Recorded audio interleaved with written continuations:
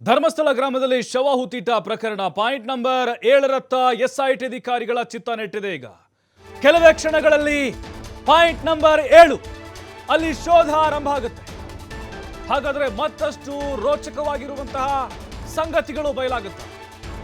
ಅಲ್ಲಿ ಮತ್ತೇನಾದ್ರೂ ಕುರುಹುಗಳು ಪತ್ತೆ ಆಗುತ್ತಾ? ಅಸ್ಥಿ ಪಂಜರ ಏನಾದ್ರೂ ಸಿಗ್ಬೋದಾ? ಮತ್ತೊಂದು ಹೇಗೆ ನಾನಾ ಪ್ರಶ್ನೆಗಳು ಜಾಸ್ತಿ ಆಗ್ತಾ ಇದೆ. ಈಗ ಪಾಯಿಂಟ್ ನಂಬರ್ 6ರಲ್ಲಿ ಸುಮಾರು 12 ಮೂಳೆಗಳು ಸಿಕ್ಕಿದಾವೆ. 7ರಲ್ಲಿ ಏನು ಸಿಗ್ಬೋದು? ಹಾಗಾಗಿ ಮತ್ತಷ್ಟು ನಿಗೂಢ ಶವಗಳ ಸಾಕ್ಷ್ಯಗಳೇನಾದರೂ ಪತ್ತೆ ಆಗಬಹುದಾ? ಪಾಯಿಂಟ್ ನಂಬರ್ 6 ಕಂಪ್ಲೀಟ್ ಆಗಿದೆ. ಅಲ್ಲಿ ಮೇಜರ್ ಟ್ವಿಸ್ಟ್ ಅಂತೂ ಸಿಕ್ತು. ಈಗ 7ರಲ್ಲಿ ಶುರು ಮಾಡಿದ್ದಾರೆ. ಈಗ ಸುಮಾರು 5 ಅಡಿ ಅಥವಾ 6 ಅಡಿ ಆಳದವರೆಗೂ ಕೂಡ ಅಗೆಯುವಂತಹ ಸಾಧ್ಯತೆಗಳಿದ್ದಾವೆ. ಮತ್ತಷ್ಟು ಮಾಹಿತಿ ಆದಿತ್ಯ ನೀಡ್ತಾರೆ. ಆದಿತ್ಯ, ಈಗ ಪಾಯಿಂಟ್ ನಂಬರ್ 6 ಇಡೀ ಕೇಸ್ಗೆ ಟ್ವಿಸ್ಟ್ ಕೊಟ್ಟಂತಹ ಒಂದು ಪಾಯಿಂಟ್ ಇದು. ನೋಡ್ತಾನೆ ಇದ್ದೀವಿ, ರೋಚಕತೆ ಜಾಸ್ತಿ ಆಗ್ತಾನೆ ಇದೆ. ಈಗ ಪಾಯಿಂಟ್ ನಂಬರ್ 7 ಹೇಗೆ ನಡೀತಾ ಇದೆ? ಸಮಾಧಿ ಅಗೆಯುವಂತಹ ಒಂದು ಪ್ರಕ್ರಿಯೆ. ಈಗ 12 ಮೂಳೆಗಳೇನೋ ಸಿಕ್ಕಿದಾವಂತೆ. ಮುಂದಿನ ಪ್ರಕ್ರಿಯೆಗಳು ಹೇಗೆಲ್ಲ ಸಾಗುತ್ತೆ? ಕುತೂಹಲ ಇಲ್ಲಿ ಯಾವ ರೀತಿ ಜಾಸ್ತಿ ಆಗ್ತಿದೆ ಅಂತ ಇದೆಲ್ಲ ಸಿಕ್ಕಾದ ಮೇಲೆ. ಪ್ರಭು, ಹೌದು, ನಿಜವಾಗ್ಲು. ಯಾಕಂದ್ರೆ ಇವತ್ತು ಈ ಒಂದು ಮೂಳೆ ಸಿಕ್ಕಿದ ಬಳಿಕ ಬಹಳಷ್ಟು ತಿರುವನ್ನ ಈ ಪ್ರಕರಣ ಪಡೆದುಕೊಂಡಿದೆ. ಇನ್ನೊಂದು ಹಂತದಲ್ಲಿ ಈಗ ಅಲ್ಲಿ ಸಿಕ್ಕಿರುವಂತಹ ಮೂಳೆಗಳ ಒಂದು ಮಾಹಿತಿಯನ್ನ ನೋಡಿದ್ರೆ ಸುಮಾರು 12 ಮೂಳೆಗಳು ಪತ್ತೆಯಾಗಿದೆ. 12 ಮೂಳೆಗಳ ಪೈಕಿ ತಲೆಬುರುಡೆಯ ಚೂರುಗಳು ಇದೆ ಅನ್ನುವಂತ ಮಾಹಿತಿಗಳು ಕೂಡ ಇದೆ. ಅದರ ಜೊತೆಗೆ ಈಗ ಅಲ್ಲೊಂದು ನಿಕ್ಕರ್, ಅಂದ್ರೆ ಯಾವುದೊಬ್ಬ ವ್ಯಕ್ತಿ ಧರಿಸಿದ್ದಂತಹ ಇನ್ನರ್ ವೇರ್ ನ ಒಂದು ಎಲಾಸ್ಟಿಕ್ ಕೂಡ ಲಭ್ಯವಾಗಿರುವಂತದ್ದು. ಆ ಎಲಾಸ್ಟಿಕ್ ಲಭ್ಯವಾಗಿದೆ. ಅದನ್ನ ಕೂಡ SIT ಅಧಿಕಾರಿಗಳು ವಶಕ್ಕೆ ಪಡೆದುಕೊಂಡು ಈಗ ಹಂತವಾಗಿ ಮಾಜರು ಪ್ರಕ್ರಿಯೆಯನ್ನ ಮಾಡ್ತಾ ಇದ್ದಾರೆ. ಇನ್ ಕೇಸ್ 6ರಲ್ಲಿ ಏನೇ ಸಿಗದೆ ಇದ್ದಿದ್ರು ಕೂಡ ಇವತ್ತು 8ರವರೆಗೂ ಕೂಡ ಹೋಗುವಂತ ಚಾನ್ಸಸ್ ಇತ್ತು. ಆದ್ರೆ ಇವತ್ತು ನೈಜವಾದಂತಹ ಒಂದು ಪ್ರೊಸೆಸ್ ನಡೆದಿದೆ. ಒಂದು ಸಮಾಧಿಯಲ್ಲಿ ಹೂತಂತಹ ಒಂದು ಎಕ್ಸಿಮೇಷನ್ ಪ್ರೊಸೆಸ್ ಏನಿದೆಯೋ, ಕಾನೂನಾತ್ಮಕವಾಗಿ ಒಂದು ಎಕ್ಸಿಮೇಷನ್ ಪ್ರೊಸೆಸ್ ಎಷ್ಟು ಸಮಯವನ್ನ ಪಡೆದುಕೊಳ್ಳುತ್ತೋ ಅಷ್ಟು ಸಮಯವನ್ನ ಇವತ್ತು 6ನೇ ಸಮಾಧಿಯಲ್ಲಿ ಮೂಳೆ ಸಿಕ್ಕ ಬಳಿಕ ಆ ಒಂದು ಪ್ರಕ್ರಿಯೆ ಇವತ್ತು ಪಡೆದುಕೊಂಡಿರುವಂತದ್ದು. ಬೆಳಗಿನಿಂದ ಅಂದ್ರೆ ಮಧ್ಯಾಹ್ನದಿಂದ ಸಂಜೆವರೆಗೂ ಕೂಡ ಈವರೆಗೂ ಕೂಡ ಅಲ್ಲಿ ಹಂತವಾಗಿ ಮಹಜರು ಪ್ರಕ್ರಿಯೆ ನಡೀತಾ ಇದೆ. ಈಗ 7ನೇ ಸ್ಪಾಟಿಗೆ ಅವ್ರು ಹೋಗ್ಬೇಕಾಗಿತ್ತು. ಆದ್ರೆ 7ನೇ ಸ್ಪಾಟಿಗೆ ಈಗ ಇನ್ನೂ ಹೋಗಿಲ್ಲ. ಇನ್ನು ಹೋಗೋದಕ್ಕೆ ಸಾಧ್ಯತೆಗಳು ಕೂಡ ಬಹಳ ಕಮ್ಮಿ ಇದೆ. ಯಾಕಂದ್ರೆ ಇನ್ನು ಅಲ್ಲಿ ಕಾರ್ಯಾಚರಣೆಯನ್ನ ಆರಂಭ ಮಾಡಿದ್ರೆ ಎಲ್ಲೋ ಒಂದು ಕಡೆ ಡೇ ಲೈಟಿನ ಕೊರತೆ ಅಲ್ಲಿ ಎದುರಾಗುತ್ತೆ. ಬ್ರಾಡ್ ಡೇ ಲೈಟ್ ಅಲ್ಲಿ ಮಾಡಬೇಕು ಅನ್ನೋಂತ ರೂಲ್ಸ್ ಇದೆ. ಹಾಗಾಗಿ ಅದು ಕತ್ತಲೆ ಆಗ್ತಾ ಹೋದ್ರೆ ಮಹಜರು ಪ್ರಕ್ರಿಯೆಗೆಲ್ಲ ಬಹಳ ತೊಂದರೆ ಆಗುತ್ತೆ. FSL ವರದಿ ಅಥವಾ FSL ಮಾದರಿಗಳನ್ನ ಸಂಗ್ರಹ ಮಾಡೋದಕ್ಕೂ ಕೂಡ ಬಹಳ ಕಷ್ಟವಾಗುತ್ತೆ. ಹಾಗಾಗಿ ಈಗ 6ನೇ ಪಾಯಿಂಟ್ ನಲ್ಲಿ ಹಂತವಾಗಿ ಕಾನೂನು ಪ್ರಕ್ರಿಯೆ, ಮಹಜರು ಪ್ರಕ್ರಿಯೆನ ಮಾಡ್ತಾ ಇದ್ದಾರೆ. ಮತ್ತು ಒಂದು ಕಡೆಯಿಂದ ಬಿಟ್ಟು ಬಿಡದೆ ಮಳೆ ಸುರಿತಾ ಇದೆ.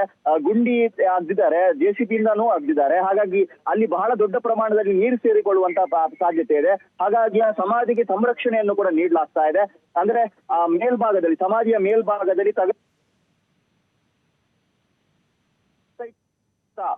DGP ಪ್ರಣವ್ ಮೊಹಂತಿ ಅವರು ಕೂಡ ಈ ಸ್ಪಾಟಿಗೆ ಬರ್ತಾರೆ. ಈಗಾಗಲೇ ಮಂಗಳೂರಿನಿಂದ ಅವರು ಹೊರಡಿದ್ದಾರೆ. ಇನ್ನೇನು ಕೆಲವೇ ಕ್ಷಣಗಳಲ್ಲಿ ಅವರು ಧರ್ಮಸ್ಥಳ ಅಥವಾ ಬೆಳ್ತಂಗಡಿ SIT ಕಚೇರಿಗೆ ಬರ್ತಾರೆ ಅನ್ನುವಂತ ಮಾಹಿತಿ ಇದೆ. ಯಾಕಂದ್ರೆ ಇಲ್ಲಿಂದ ಪ್ರಕರಣ ತೀವ್ರ ಸ್ವರೂಪವನ್ನ ಪಡೆದುಕೊಳ್ಳುತ್ತೆ. ಅಧಿಕಾರಿಗಳು ಕೂಡ ಫುಲ್ ಅಲರ್ಟ್ ಆಗಿದ್ದಾರೆ. ಏನು ಅನಾಮಿಕ ದೂರುದಾರ ಮಾಡಿರುವಂತಹ ದೂರುಗಳು, ಆರೋಪಗಳಿಗೆ ಒಂದು ದೊಡ್ಡ ಪುಷ್ಟಿ ಸಿಕ್ಕಿದೆ. ಹಾಗಾಗಿ ಈಗ ಮಹಜರು ಪ್ರಕ್ರಿಯೆಯನ್ನ ಸ್ಟೆಲಾ ವರ್ಗೀಸ್, ಪುತ್ತೂರಿನ AC ಸ್ಟೆಲಾ ವರ್ಗೀಸ್ ಅವರ ಉಪಸ್ಥಿತಿಯಲ್ಲಿ ಬಹಳ ಜವಾಬ್ದಾರಿಯುತವಾಗಿ ಪ್ರೋಟೋಕಾಲ್ ಅನುಸಾರವಾಗಿ ಅದನ್ನ ಮಾಡ್ಲಾಗ್ತಾ ಇದೆ.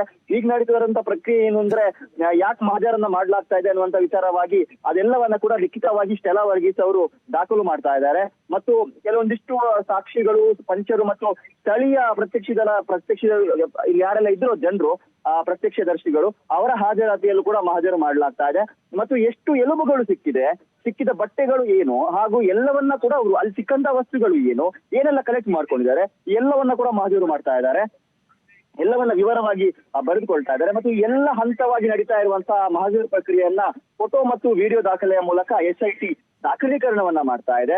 ಸ್ಥಳದ ವಿವರಣೆಯನ್ನ ಪಡಿತಾ ಇದೆ. ಸುತ್ತಮುತ್ತಲಿನ ಅರಣ್ಯ ವ್ಯಾಪ್ತಿಯ ಮ್ಯಾಪ್ ಅನ್ನ ಕೂಡ ತೆಗೆದುಕೊಳ್ಳಲಾಗ್ತಾ ಇದೆ. ಮತ್ತು ಎಷ್ಟು ಎಲುಬು, ಅದು ಯಾವ ರೀತಿ ಸಿಕ್ತು, ಯಾವ ರೀತಿಯಲ್ಲಿತ್ತು, ಅದರ ಪರಿಸ್ಥಿತಿ ಯಾವ ತರ ಇತ್ತು, ಆ ಎಲ್ಲದರನ್ನು ಕೂಡ ದಾಖಲು ಮಾಡೋ ಪ್ರಕ್ರಿಯೆ ನಡೀತಾ ಇದೆ. ಸೀಜರ್ ಮೆಮೊ ಅಂತ ಏನ್ ಕರೀತಾರೆ, ಸೀಜರ್ ಮೆಮೊ ಅದನ್ನ ಮಾಡ್ತಾ ಇದ್ದಾರೆ. ಇದರೊಂದಿಗೆ ಎಲ್ಲಾ ಅಸ್ಥಿಗಳನ್ನ ಬಯೋಸೇಫ್ ಎವಿಡೆನ್ಸ್ ಬ್ಯಾಗ್ ನಲ್ಲಿ ಸಂಗ್ರಹ ಮಾಡಿ ಮಹಜರು ಮಾಡ್ತಾ ಇದ್ದಾರೆ. ಪ್ರತಿಯೊಂದು ಎಲುಬು ಅಂದ್ರೆ 12 ಎಲುಬುಗಳು ಇದೆ. ಇದರಲ್ಲಿ ತಲೆಬುರುಡೆಯ ಚೂರುಗಳು ಕೂಡ ಇದೆ. ಆ ಪ್ರತಿ ಎಲುಬುಗೂ ಕೂಡ ಲೇಬಲಿಂಗ್ ಅಂದ್ರೆ ಸಿಕ್ಕಂತ ಸ್ಥಳ, ದಿನಾಂಕ, ಟೈಮ್, ಇನಿಷಿಯಲ್ ಮಾರ್ಕಿಂಗ್ ಏನೆಲ್ಲ ಇದೆಯೋ ಅದೆಲ್ಲವನ್ನ ಕೂಡ ಮಾಡ್ತಾ ಇದ್ದಾರೆ. ಒಟ್ಟಿನಲ್ಲಿ ಇವತ್ತಿನ ದಿನ ಏನಿದೆ ಇದು 6ನೇ ಸಮಾಧಿಗೆ ಸೀಮಿತವಾಗಿದೆ. ನಾಳೆ ಕೂಡ SIT ಅಧಿಕಾರಿಗಳು ಸುಮಾರು 11 ಗಂಟೆಯ ಬಳಿಕ ಕಾರ್ಯಾಚರಣೆಯನ್ನ ಆರಂಭ ಮಾಡಿ 7ನೇ ಸಮಾಧಿಯಲ್ಲಿ ಏನಾದ್ರೂ ಸಿಕ್ತು ಅಂತ ಆದ್ರೆ, ಯಾಕಂದ್ರೆ ಇಲ್ಲಿ ಕೇವಲ ಎಲುಬುಗಳು ಸಿಕ್ಕಿದೆ, ಮುಂದಕ್ಕೆ ಅಸ್ಥಿಪಂಜರಗಳೆಲ್ಲಾದ್ರೂ ಸಿಕ್ಕಿದ್ರೆ ಅದು ಇನ್ನೂ ಹೆಚ್ಚು ಮಹಜರು ಪ್ರಕ್ರಿಯೆಗೆ ಇನ್ನೂ ಹೆಚ್ಚು ಸಮಯವನ್ನ ತೆಗೆದುಕೊಳ್ಳುವಂತ ಸಾಧ್ಯತೆಗಳು ಇದೆ. ಹಾಗಾಗಿ ನಾಳೆಯೂ ಕೂಡ ಕಾರ್ಯಾಚರಣೆ ಮುಂದುವರಿಯುತ್ತೆ.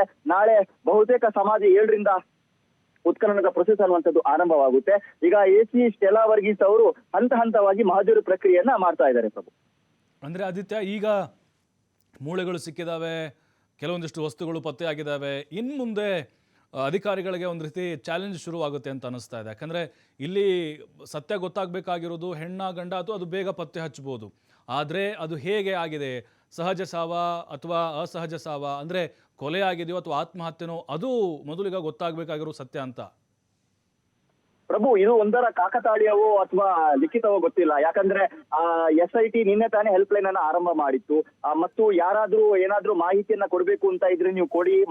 ಮಂಗಳೂರಿನ ಮಲ್ಲಿಕಟ್ಟೆಯ IB ಕಚೇರಿಯಲ್ಲಿ ನಮ್ಮ ಹೆಲ್ಪ್ ಲೈನ್ ಇದೆ, ಅಥವಾ ಒಂದು ಅಫಿಷಿಯಲ್ ನಂಬರ್ ಇದೆ. ಆ ಸಹಾಯವಾಣಿಗೆ ಕಾಲ್ ಮಾಡಿ ನಿಮ್ಮವರು ಯಾರಾದ್ರೂ ಮಿಸ್ಸಿಂಗ್ ಆಗಿದ್ರೆ ಅಥವಾ ಧರ್ಮಸ್ಥಳದ 100 ಶವಹೂತ ಪ್ರಕರಣ ಸಂಬಂಧಪಟ್ಟ ಹಾಗೆ ಏನಾದ್ರೂ ಮಾಹಿತಿ ದೂರನ್ನ ಕರ್ನಾಟಕದ ಯಾವುದೇ ಮೂಲೆಯ ಪೊಲೀಸ್ ಠಾಣೆಯಲ್ಲೂ ಕೂಡ ದೂರು ದಾಖಲು ಮಾಡಬಹುದು. ದೂರು ದಾಖಲಾದ್ರೆ ಅದು SIT ಹೆಗಲಿಗೆ ಬಂದು ಬೀಳುತ್ತೆ. ಹಾಗಾಗಿ ಆ ನಿಟ್ಟಿನಲ್ಲಿ ಒಂದು ಹೆಲ್ಪ್ ಲೈನ್ ಅನ್ನ ಸ್ಟಾರ್ಟ್ ಮಾಡಿದ್ರು. ಆ ಹೆಲ್ಪ್ ಲೈನ್ ಬೆನ್ನಲ್ಲೇ ಇವತ್ತು 6ನೇ ಸಮಾಧಿಯಲ್ಲಿ ಎಲುಬುಗಳು ಪತ್ತೆಯಾಗಿದೆ. ಹಾಗಾಗಿ ಇನ್ನು ಮುಂದಕ್ಕೆ SITಯ ಇನ್ನೊಂದು ಟೀಮ್ ಅಂದ್ರೆ ಈಗಾಗಲೇ 9 ಜನ ಅಧಿಕಾರಿಗಳನ್ನ ಈ ಟೀಮ್ಗೆ ಹೆಚ್ಚುವರಿಯಾಗಿ ಜೋಡಿಸಿಕೊಳ್ಳಲಾಗಿದೆ. ಈಗ 20 ಜನರ ಅಧಿಕಾರಿಗಳ ತಂಡ ಇತ್ತು, ಕೆಳ ಹಂತದ ಅಧಿಕಾರಿಗಳ ತಂಡ, ಅದಕ್ಕೆ 9 ಜನರನ್ನ ಸೇರಿಸಿಕೊಂಡಿದ್ದಾರೆ. ಮುಂದಕ್ಕೆ ಈಗ ಒಂದು ಟೀಮ್ ಇಲ್ಲಿ ಉತ್ಖನನ ಮಾಡೋದು ಅಥವಾ ಮಹಜರು ಮಾಡುವಂತ ಪ್ರಕ್ರಿಯೆಯಲ್ಲಿ ನಿರತರಾಗಿದ್ರೆ, ಇನ್ನೊಂದು ತಂಡ ಸಿಕ್ಕಂತ ಮೂಳೆಗಳ ಮೂಲ ಏನು ಅನ್ನೋದನ್ನ ಹುಡ್ಕೋದಕ್ಕೆ ಮುಂದಾಗುತ್ತೆ. FSL ವರದಿ ಬರೋದಕ್ಕೆ ಬಹಳ ಟೈಮ್ ಇದೆ. ಹಾಗಂತ ಅದನ್ನ ಕಾಯ್ಕೊಂಡು ಕೂತ್ಕೊಂಡ್ರೆ ಇಲ್ಲಿ ಸುಮಾರು 100 ಶವ ಅಂತ ಹೇಳಲಾಗ್ತಾ ಇದೆ. ಇನ್ನು ಆ ಅನಾಮಿಕ ವ್ಯಕ್ತಿ ಯಾವುದೆಲ್ಲ ಸಮಾಧಿಗಳನ್ನ ತೋರಿಸ್ತಾನೋ ಆ ಎಲ್ಲಾ ಸಮಾಧಿಯನ್ನ ಅಗಿಬೇಕಾಗಿರುವಂತ ಪರಿಸ್ಥಿತಿ SIT ಅಧಿಕಾರಿಗಳ ಮುಂದೆ. ಯಾಕಂದ್ರೆ ಇವತ್ತೊಂದು ಬಲವಾದ ಸಾಕ್ಷಿ ಸಿಕ್ಕಿದೆ. ಹಾಗಾಗಿ ಇವತ್ತು ಸಿಕ್ಕಂತ ಮೂಳೆಗಳ ಹಿಂದೆ SIT ಅಧಿಕಾರಿಗಳು ಅದರ ಬೆನ್ನು ಹಿಡಿತಾರೆ. ಅದು ಎಲ್ಲಿದೆ ಏನು ಅಂತ ಅದನ್ನ ಹುಡುಕೋದಕ್ಕೆ ಪರಿಶೀಲನೆಗೆ ಮುಂದಾಗ್ತಾರೆ. ಈಗಾಗಲೇ ಬೆಳ್ತಂಗಡಿ ಪೊಲೀಸ್ ಠಾಣೆಯ ಎಲ್ಲ ಅಸಹಜ ಸಾವು ಪ್ರಕರಣಗಳ ಕುರಿತಾಗಿ ಮಾಹಿತಿಯನ್ನ SIT ಕಲೆ ಹಾಕ್ತಾ ಇದೆ.